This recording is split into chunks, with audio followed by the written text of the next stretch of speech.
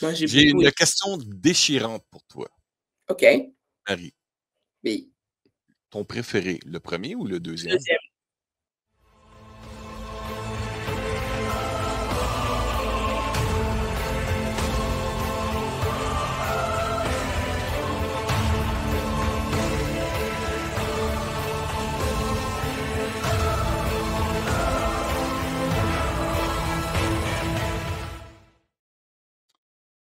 Lumière pour Cinémaniac. Je pensais à de quoi, puis je voulais dire Are you not entertained? Aujourd'hui, je reçois Marie Lebel. Marie, ça va bien?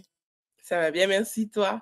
Oui, j'ai eu une bulle au cerveau en voulant faire l'intro, mais anyway, c'est ton choix à toi parce que tu as eu la chance d'aller voir Gladiator 2 de Ridley Scott.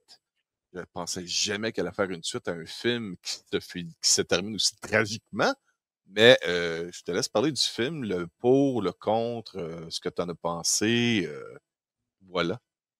Ben écoute, pour cette suite qui était tant attendue, c'est un très, très, très, très, très gros pouce en l'air. Oh! Oui, on a quand même une histoire avec, déjà, on met une histoire en place avec Pascal Mescal dans le rôle de Lucius. D'accord? Euh, donc, Lucius qui est le fils de Maximus, hein, comme on a pu le voir dans certaines bandes annonces, et qui avait été exilé à Africa Nova, justement pour le cacher, parce que bon, ben, tout le monde essayait de tuer sa mère, de le tuer lui, tout ça. Donc, il a grandi outre-mer, et puis par un hasard très hasardeux, sa cité dans laquelle il habite se retrouve attaquée par des Romains, et les Romains prennent cette ville, et lui se retrouve comme esclave et à devoir combattre dans les jeux du cirque romain en tant que gladiateur. Et c'est ce que j'aime beaucoup de cette histoire, c'est-à-dire que oui, c'est une histoire qui, on voit les connexions, bien évidemment, avec le premier film, hein, ces mêmes acteurs en plus qui reviennent du premier film, mais il y a bien évidemment beaucoup de nouveaux acteurs, mais il y a quand même certains anciens qui reviennent.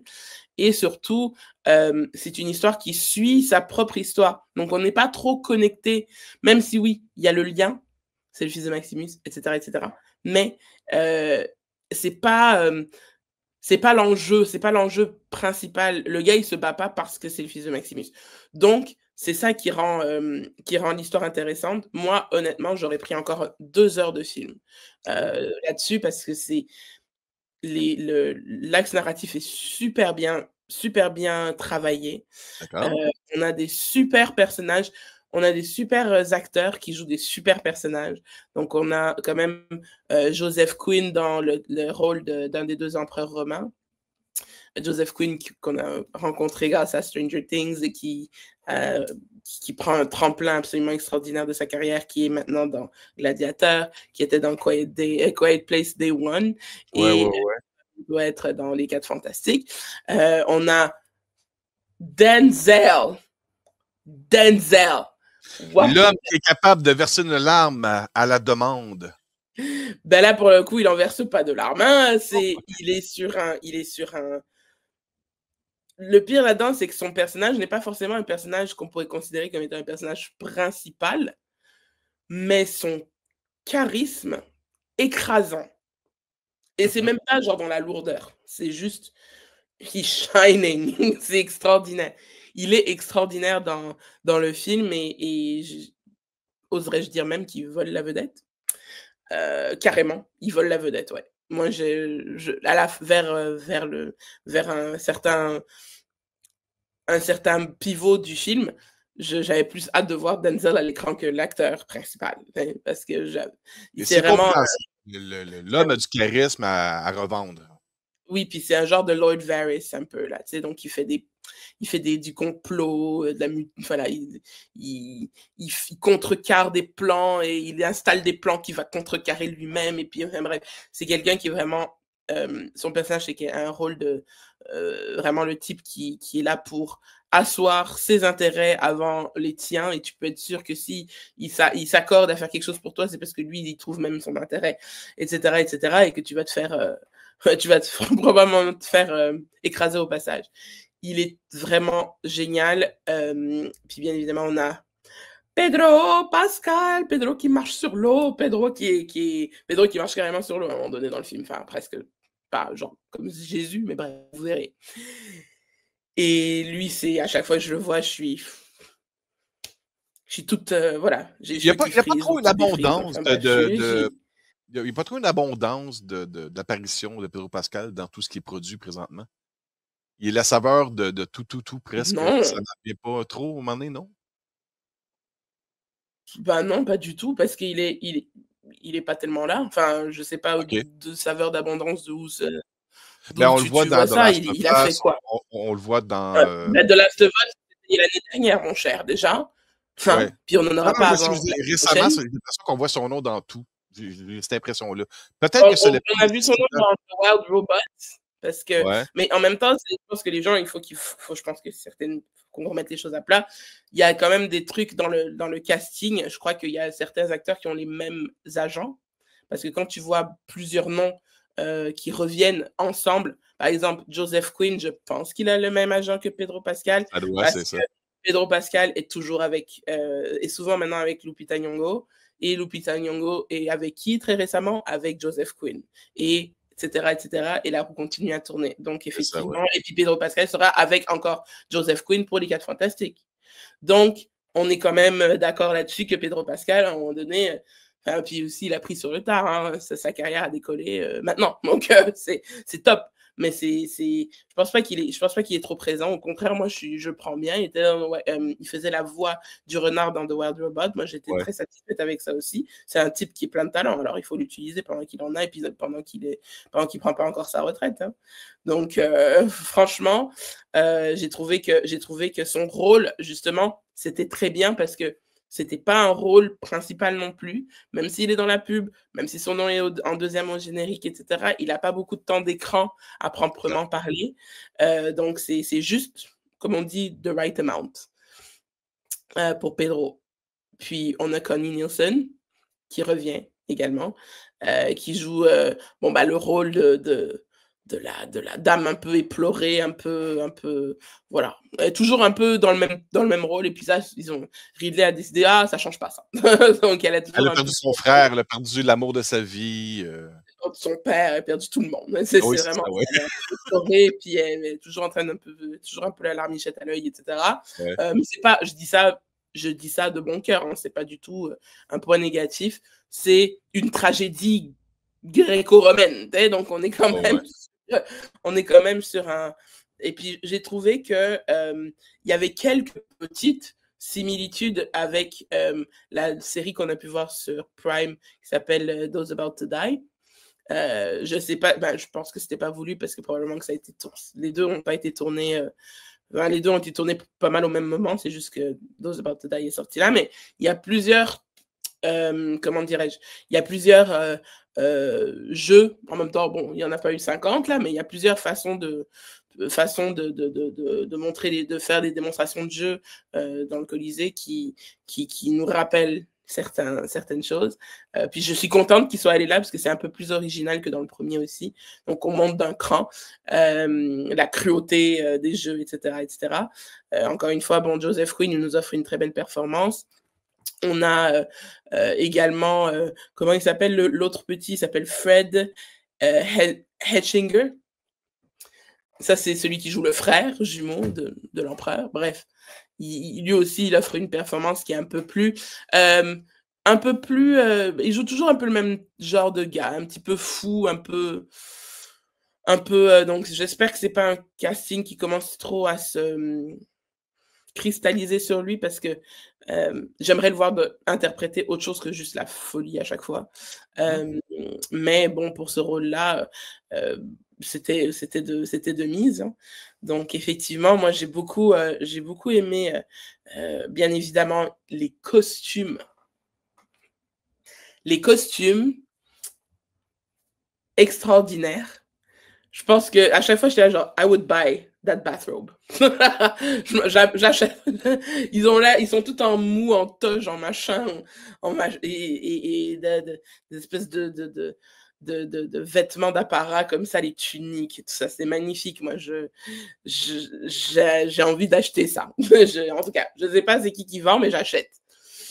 Et surtout, bon, bah, bien évidemment, les décors, la direction artistique, tout ça, c'était vraiment merveilleux. Je ne comprendrais pas pourquoi il ne serait pas nommé aux Oscars. Et surtout, je ne comprendrais pas pourquoi quelques personnes n'auraient pas Une nomination. Enfin, pas de nomination, juste Oscar, point. Je pense qu'on pourrait avoir une nomination de Denzel Washington comme meilleur acteur de soutien. Ça, c'est sûr. Franchement, j'en vois pas d'autres. J'en vois pas d'autres. De toute l'année, il y a eu énormément de. On a été choyés en 2024 au niveau des films. En tout cas, au niveau des films à caractère dramatique. Mais effectivement, je verrais un petit combat entre Denzel Washington et Javier Bardem pour Dune 2, etc. Donc, il y aura un petit. Denzel. Bref. Javier, il était excellent, arrête. L'histoire des Caraïbes. Bref, on était sur un. Je sais. Mais bref, on est quand même sur un film qui est très oscarisable. Je pense que vous aurez peut-être le même sentiment. Moi, vous voulez pas que ça finisse. Limite, j'étais vers la fin du film, parce que tu comprends bientôt que c'est quand tu t'approches de la fin. Je me disais, ça aurait été une série. Ça aurait été une série, ce film-là. Ça aurait tout défoncé. Ça aurait pété ça aurait coûté cher, mais ils auraient pris ce film-là, tu sais, parce que tu peux continuer longtemps avec ce film et certaines intrigues auraient pu être approfondies. Ben, il y a une chose, hein, Ridley Scott est reconnu pour sortir souvent, surtout des films d'épique d'époque, des versions rallongées. Quand on parle de Kingdom of Heaven, Gladiator, une version rallongée aussi, qui est super bonne, que j'ai en DVD. Là, j'attendais de voir pour la version 4K, puisque vu qu'ils annonçaient une suite, je me suis dit, ils vont certainement sortir un coffret des deux films ensemble en 4K, sûrement. Donc, je ne serais pas surpris que l'on voit une version rallongée pour le format média physique à la maison. Ah oui, ben, ça, ce serait quelque chose, tu vois. Ça, ce serait un DVD que j'achèterais. D'accord. Parce que je veux voir plus. J'en veux plus. J'aime beaucoup tout ce qui est antiquité. D'accord. J'aime tout ce qui est voilà, mythologie, mais en même temps aussi bon, bah, la véracité, le dur, le vrai. Et j'ai trouvé que la façon de dépeindre Rome de cette façon, justement, la réalité, là, c'est dur. Il y a des gens qui mendient un peu partout, ça pue, ces trucs. Effectivement, on a quand même à un moment donné, justement, le personnage interprété par Connie Nielsen, tu vois, elle a toujours une branche une branche de lavande entre les doigts. Oui, Et pour l'auteur. elle a toujours sous le nez. Et ça, j'ai trouvé qu'effectivement, c'est véridique, parce qu'à l'époque, ça puait. Oui, ben oui. Ça pestait, c'était. Voilà, en plus, il y avait vraiment des gens qui étaient pestiférés à l'entrée de la ville, qui quémandaient, des trucs comme ça. Donc, il y avait vraiment une odeur apparemment absolument insoutenable. Et c'est pour ça que les notables, ils étaient dans leur espace, dans leur maison. Il y avait des fleurs partout, parce que c'est. Voilà, c'est un petit. Parce que l'odeur était insupportable. Et vraiment, j'espère que. Enfin, j'espère que l'intrigue. Si c'est pour faire une si bonne suite, je suis prête à voir un Gladiateur 3. Ben, moi, j'ai deux questions pour toi. Mm. La première, une chose qui m'envoûte à chaque fois, c'est la trame sonore du film du premier. Je voulais savoir si la musique t'a envoûté également dans le deuxième. Et ma deuxième question, est-ce que le film est quand même assez différent du premier pour ne pas avoir une impression de déjà vu tout le long du film? Oui, Le côté oui. musical, le côté répétitif du Oui. Alors, premièrement, la première question, je dirais que la musique m'a peut-être pas envoûtée, mais m'a transportée. C'est-à-dire que j'ai plus malheureusement déjà mémoire de la musique du film que je viens de voir. Mais je sais que quand j'étais dans le moment, J'étais, «Oh waouh, c'est bien», enfin voilà, j'étais transportée, c'est la musique du film a fait son travail, même si c'est pas une musique qui est forcément mémorable. C'est vrai que D'accord. ça aurait peut-être, valu une chanson peut-être ou une musique un petit peu plus épique, pour ce film-là, mais en même temps, le jeu des acteurs compense très bien pour, les musiques qui sont pas épiques. Et puis ensuite, la deuxième question, Si tu as heu l'impression de déjà vu tout le long du film. je dirais que non, il y a quelques D'accord. petits flashbacks, mais des flashbacks qui sont très bien placés parce que il faut aussi quand même un peu rappeler, il y a certains détails, tu vois? Il y a certains détails que c'est comme, OK, si tu t'es pas retapé le film la veille, you won't remember it, comme c'est ça, c'est ils vont juste te pointer le truc là, faire comme: «Ah ouais, ça vient de ça. Ah OK, d'accord». Mais l'histoire est assez différente quand même pour dire: «Ah, au moins on apprend d'autres choses, on vit d'autres choses dans cette Nous, on époque-là». vit complètement autre chose. C'est presque même, je dirais, s'il y avait pas eu forcément mention du fait ou le lien, de parenté, s'il y avait pas eu, les flashbacks et tout, bah, limite, ça aurait été une histoire à part, comme un peu genre pas Elseworld, mais, une histoire à part. Ça aurait très bien fonctionné aussi. C'est juste que là, il fallait un petit lien. Bah, ils ont mis un petit lien, mais le lien, il est tellement, voilà. Encore une fois, la motivation principale, de l'acteur, enfin, du personnage, c'est pas de venger son père. Donc déjà là, on est sur un autre niveau parce que ça aurait été lourd, le Oui. côté «je veux venger mon père». Ça aurait été très lourd, je pense. Donc ça, c'est top. Je trouve que c'était très intelligent de la part de Ridley Scott de mettre un axe narratif qui était pas axé sur la revanche, la vengeance. On voit que les anciens, donc ceux qui viennent du premier film, on voit que eux ils sont là en mode, oui, ils veulent reprendre un pouvoir qu'ils ont perdu, et cetera. Donc on a une petite peu une notion de revanche. D'accord. Mais il y a tellement d'éléments nouveaux, il y a tellement d'éléments nouveaux avec des enjeux différents et nouveaux dans ce film, pour les personnages que, OK, on voit bien c'est qui veut, voilà, reprendre et revenger, mais c'est comme si justement ça matchait pas tellement avec, pas que ça matchait pas, mais que euh, ces plans-là étaient un peu futiles parce que ça allait pas adhérer à la nouvelle réalité de Rome. Mmh. Donc, c'est ça, c'était un peu les vieux de la vieille qui étaient là, dans mon temps. Ça faisait un peu ça, mais c'était pas chiant ni lourd, hein, c'était juste, on voyait justement qu'il y avait un léger décalage entre la Rome d'avant, la Rome idéalisée par les personnages qui sont venus avant, et ce qui est maintenant, ce que plusieurs empereurs, qui se sont succédés, la corruption, et cetera, a fait de Rome. Bon, bah, Rome était sale, cruelle, pestilentielle, vraiment, c'est ça, c'est plus une belle ville, comme on pouvait se l'imaginer peut-être dans l'Antiquité, et cetera. Parce que les 2 empereurs avaient vraiment, c'était vraiment de petits, je trouve pas de terme élégant, c'est vraiment de petits cons, là, c'est vraiment ça, là. Ils sont là pour, c'est ça, c'est dans ils étaient dans l'oisiveté, juste des spectacles, juste des trucs, de la boisson, des jeux, c'était vraiment que ça, en fait. Tu vois, les empereurs, c'est ça qui est bien, c'est que tu les vois rien gérer.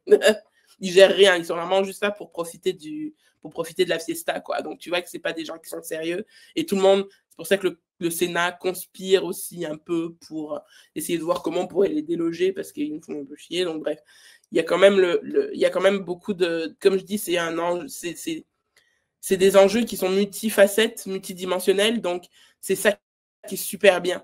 C'est il y a vraiment une intention de chaque personnage à euh, imposer sa vision, sa vérité, truc. Mais tu vois que ça vient souvent rentrer en conflit avec ce que les autres veulent. Et comment y arriver, comment. Parce que bien évidemment, le petit là, tu te dis, bon, bah, comment il va réussir à sortir de ses geôles, puis voilà. Et puis surtout, bon, j'ai pas envie de spoiler ou quoi que ce Ah soit. non, non, non, oui. Tu vois exactement son, son, son désir, et puis la façon d'y parvenir, c'est toi, ce qui est logique pour toi, c'est pas forcément logique pour lui. Donc, c'est ça qui est bien aussi, c'est de nous amener ailleurs qu'on pensait que ça irait. Et ça, moi, j'aime bien. Sa façon de présenter aussi les manigances de la politique, le backstabbing est tellement intéressante. Je me suis tout le temps demandé, depuis Gladiateur, comment ça se fait que les gens comme Disney ou Fox ont jamais demandé, c'est peut-être arrivé qu'on l'a jamais su, à cet homme-là, Ridley Scott, de réaliser un film de Star Wars. Un Star Wars par Ridley Scott serait magistral, parfait, incroyable. Je peux pas imaginer un film de Star Wars mal foutu dans les mains de Ridley Scott.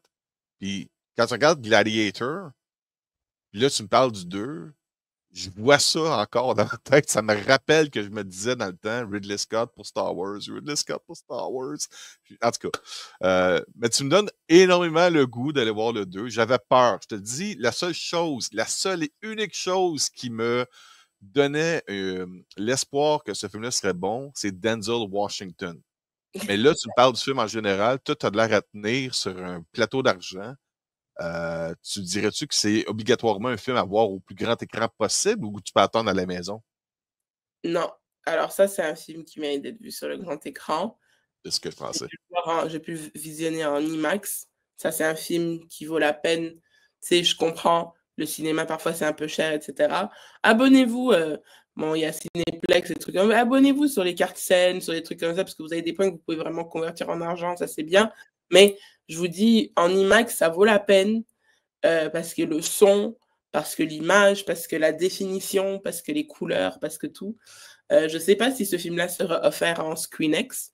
Ça pourrait être intéressant aussi. Mais c'est un film qui mérite d'être vu sur grand écran et qui mérite d'avoir tout justement les atours du grand écran avec la sono également. Donc, Il faut avoir multiples fois au cinéma? j'y retournerai bien le revoir une autre fois. Ça, c'est D'accord. sûr. J'y retournerai bien le voir une autre fois. Je ne serai peut-être pas aussi freiné dans une grosse frénésie comme j'ai pu l'être dans d'autres films, mais ce film-là, j'y retournerai bien le voir, par exemple, avec mes parents ou voilà, des amis. Ça, c'est sûr, une autre fois, mais j'ai vraiment été transportée, par ce que c'est. Et puis, je suis contente de l'anticipation qui se crée pour ce film, qu'elle n'est pas déçue. Parce qu'on en a vu un auparavant qui était très anticipé et qui nous a juste complètement décontenancé de par la direction qu'ils ont pris, qui n'était pas du tout justifiée ou justifiable, à mon sens, pour un film aussi bon. Mais là, c'est ça, c'était la grande question, c'est est-ce qu'ils vont y arriver? Et ils se sont surpassés. Moi, j'ai J'ai beaucoup une aimé. question déchirante pour toi, OK, Marie. oui, Ton préféré, le premier ou le deuxième? deuxième. Oh, à ce point-là? Je sais, moi, le premier, honnêtement, Gladiator fait partie de mon top 40 à vie. à vie. Ben, À moi, vie. j'étais très jeune aussi, hein, quand j'ai vu Gladiateur pour la première Ouais. fois, j'avais 11-12 ans. J'étais un peu traumatisée quand même par certaines scènes, parce que 11-12 ans, hein.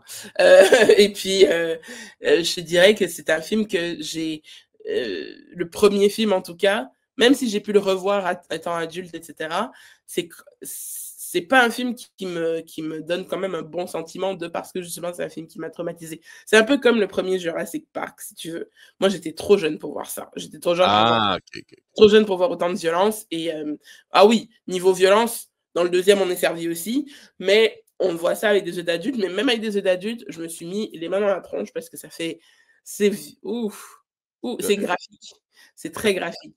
Donc, je dirais que le premier, je l'apprécie comme film, mais c'est pas un film que, à cause justement de l'émotion que j'ai eue en le voyant trop jeune, c'est pas un film que je auquel je repense avec beaucoup Donc, de. les scènes de combat, l'hémoglobine jaillit, c'est ça? C'est ce que tu dis, là, c'est ça? Ouais, Good, ouais, good, good, good, good, good, donc good, il y a good. des voilà, il y a des gens qui sont bien recadrés, des gens qui se font mettre littéralement des petites têtes au carré et puis, hein, ça. Et puis il y a quelques petits, des petites décapitations, voilà. Donc il y a quand même beaucoup d'effusions de comme tu dis, Est-ce d'hémoglobine. j'avais peut-être encore pas en finissant, là, est-ce qu'on s'ennuie de Russell Crowe dans ce film-là? Non, Non? On a non. réussi à passer autre, c'est ça? Oui, on passe à autre chose parce que comme je te dis, cette histoire-là ils arrivent à nous faire rentrer dans cette histoire. Et c'est ça qui est bien, c'est qu'on sait qu'il y a le souvenir de Russell Crowe qui est là, D'accord. mais il n'est pas là. Puis pas que c'est tout aussi bien, mais on y arrive très bien on arrive très bien à ne pas à ne pas être en mode oh, j'espère qu'il débarquera et qu'il va péter la. Son fantôme, son ghost Jedi. C'est ça, on a vraiment pas il y a vraiment pas ce manque avec le deuxième. C'est en tout bien tout honneur parce qu'effectivement c'était son film, c'était Gladiator 1. Quand c'était Gladiator 1, maintenant on passe à autre chose, on continue l'histoire avec d'autres personnes et ça marche très bien. De toute façon, à l'époque, Rome, voilà, il y avait, au niveau des assassinats des empereurs, là, il y en avait genre, c'est devenu un sport national, il y en avait 15 par mois, là. Donc, c'était très. C'est ça, à l'époque, tu te faisais remplacer très rapidement. L'espérance de vie n'était pas très haute quand tu étais dans les salles romaines. Alors, je trouve que c'est quand même bien illustré justement d'être capable de passer à autre chose. Et justement, c'est rare de faire des vieux os. Donc, quand on voit 2-3 qui sont vieux, t'es là genre, ah wow, you're a survivor. Donc, voilà. OK. Ben, merci beaucoup, Marie. Sérieusement, dans cette attente-là que j'avais très minime, tu viens de la jumper sky high. Là, tu m'as vraiment mis dans un beat que j'ai hâte d'aller voir le film. Faut que je trouve le temps parce que malheureusement, le film sort dans mon déménagement. Mais j'ai dit à Isabelle tantôt, si Marie me dit que le film est vraiment aussi bon que ce que j'ai pu entendre ailleurs dans les outlets américains, il va falloir trouver le temps d'aller voir ça. Puis elle dit, ouais, mais tiens, au déménagement, je dis, écoute, ben, le film, c'est 2-3 heures, on va au cinéma, après ça, on retourne à la maison. C'est tout. Mais, non, j'ai hâte. Là, tu m'as carrément mis dans le. Mais là, malheureusement, mes films sont tous dans des boîtes. Je peux pas ressortir le premier pour aller le voir. Il va falloir que je prenne le temps d'ouvrir mes boîtes tout de suite en arrivant à la maison. Et pas sur une plateforme comme Paramount? Ah ouais, mais là, je parle à Paramount parce que je recevais déjà tous les médias physiques de Paramount. Fait que je trouvais ça ridicule parce que toutes les nouveautés qui apparaissaient en streaming, je les recevais en médias physiques. Fait que je me suis désabonné. OK. Je vais retrouver un moyen. Anyway, le film dans ma tête, là, je l'ai vu à peu près 30-35 fois, le premier. From Dusk to Dusk. Merci Marie. On se reparle très bientôt. Donc, on encourage tout le monde à aller voir Gladiator 2 de Ridley Scott. Et puis, des paroles directement de Marie, meilleures que le premier. Ça reste à voir, mais c'est des meilleur paroles pour moi, puis pour les raisons les raisons susnommées. D'accord? C'est pour ça. Merci beaucoup, Marie. On se reparle très bientôt. Merci, à bientôt.